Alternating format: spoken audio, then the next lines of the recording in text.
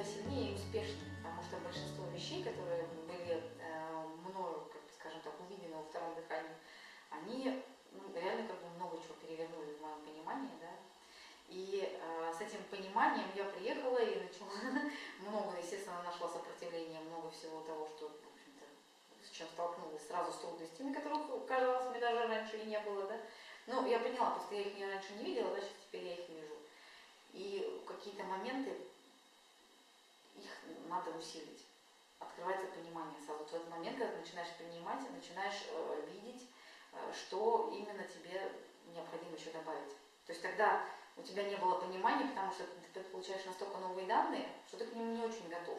Ты говоришь, ну вот это какое-то обучение, оно вроде бы мне что-то даст хорошее, я смогу что-то делать. Но никак не думаешь, что оно поменяет полностью кардинально твое поведение как руководитель, твое отношение к своей компании, к своим сотрудникам, к себе самому. Никогда не подумаешь. И поэтому как бы очень-очень важно усилить и укрепить то, что ты теперь знаешь. И какие-то моменты, которые от тебя улизнули, а такое может быть, потому что данные, когда сшибают тебя с ног, все-таки что-то такое ускользает. И вот сейчас я приехала, получила подтверждение тому, что я применяю. Еще раз я сказала, это так, я вот это хорошо знаю. Я вот здесь молодец, вот здесь у меня все хорошо, и здесь очень классно. Что-то я вот говорила, да-да-да, в жизни так и точно, так в жизни прямо вот один в один так и получается.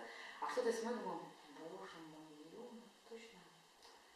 Вот этого не хватало. Я думаю, а что же у меня здесь за заминочки какие-то такие, вот какие-то хвостики, и вот что-то они не состыковываются. А я вот это немножко упустила.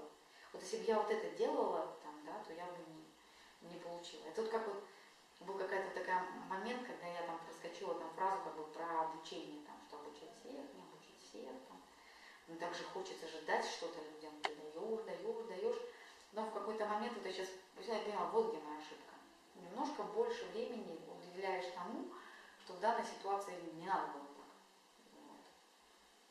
И я поняла, что как вот мы уже даже с мужем обсудили это по телефону, да, он ждет меня назад после второго дыхания, вот, что я стала мощнее, прям сильнее конкретно, прям вот это чувствуется, увереннее, сильнее. Я уже тогда даю деловые советы. У меня тоже прошло второе дыхание, лет 5 назад.